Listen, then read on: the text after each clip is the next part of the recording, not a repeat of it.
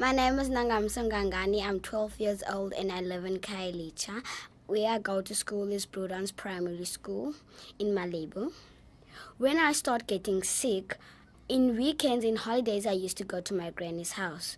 My granny saw that my clothes wasn't fitting. She took my cousin's clothes that I must try on, but small couldn't fit, and now I weighed medium clothes. My upper body was full of water, and then she took me to the clinic.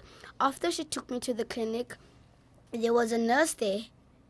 Then she said to that nurse that I was swollen.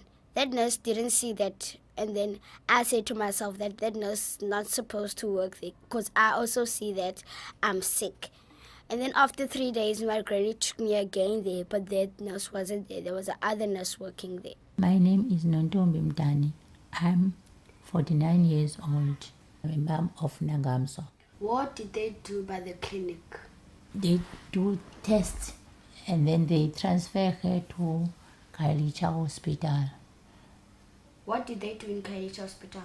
In Khayelitsha Hospital, they also ran a test and then they noticed that you're supposed to be transferred in Tygerberg Hospital. And also in Tygerberg Hospital, they took another test, the test of biopsy, where they check the TB. And then after that, they noticed that you are not supposed to be there. They transfer you to Red Cross Hospital. In Red Cross Hospital, they took some tests, a lot of tests.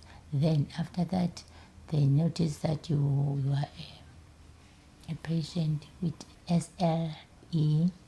Then after that, the SLE caused you to have a kidney failure. So now she is in a process of transplant. Because my kidney is failing, I currently come to dialysis 3 times a week. That's on Monday, Wednesday, and Friday. And the dialysis machine, what it does, it takes my blood out of my body, cleans it, and put it back, that tomorrow when I go to school, my kidney has only 1 day to function because the next day I have to go again to the dialysis. I'm in E2 in dialysis room on the machine. I'm about to interview Dr. Chris Scott. Please tell me more about yourself. Well, I'm a doctor here at the hospital and I'm 43 years old and I look after children with SLE and juvenile arthritis and altogether all these rare diseases we call rheumatic diseases. So these are diseases that can affect your joints. What is wrong with me? Well, I can't tell you everything that's wrong with you, but in terms of your SLE, you have a disease we call SLE or lupus. SLE is a long, complicated word in Latin that says systemic lupus erythematosus, but we call it lupus just for short. It's called lupus because people thought in the past that the scars that happen on children's and people's faces when they get lupus was caused by wolves scratching at their faces in the night, so they called it lupus. So it's a very old disease. It's been known to mankind for many, many, many years. But lupus is a sickness that can cause disease in many of your body's tissues and many of your organs. So it can cause your kidneys to be sick, it can cause your skin to be sick, it can cause your joints to be sick, it can even cause your brain to be sick. But I'm lucky to say that in your case, your brain is perfectly fine. Do you know what does the dialysis do to me? Well, in your case, unfortunately, the lupus was so bad that it kept fighting at your kidneys. And despite everything we tried, we couldn't get your kidneys to come right again. And so your kidneys have stopped working.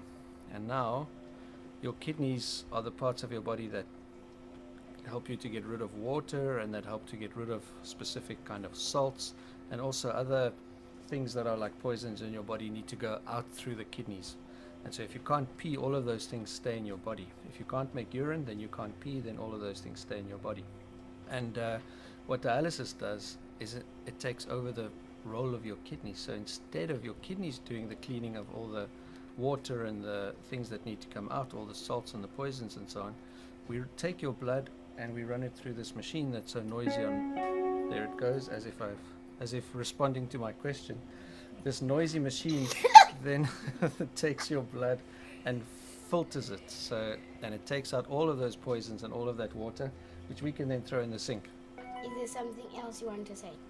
Maybe I can just say that you've been a very good patient and you've been very brave and you've been through a lot. How long have we been in this together?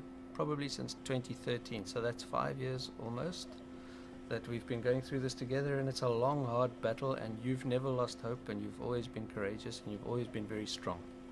So I think that's something that we can tell people out there, that you're actually a little superstar, you're a bit of a hero for having managed everything that you have so well. When I started getting sick, I knew that I was going to get better anytime soon. But I saw that my sickness is getting worse. I was angry with myself. But again, I thought, no, don't be angry, Nangamso, with yourself. God is with you. Every single night at 12 o'clock, I pray to God that I must get the kidney. I'm here at E2. I got the kidney on the 27th of July. It was on a Thursday. And then I stayed there only for 1 week, but you were supposed to stay for 2 weeks. I came for a checkup on a Wednesday. And they checked my kidney, what was happening, but it almost failed, but it did not.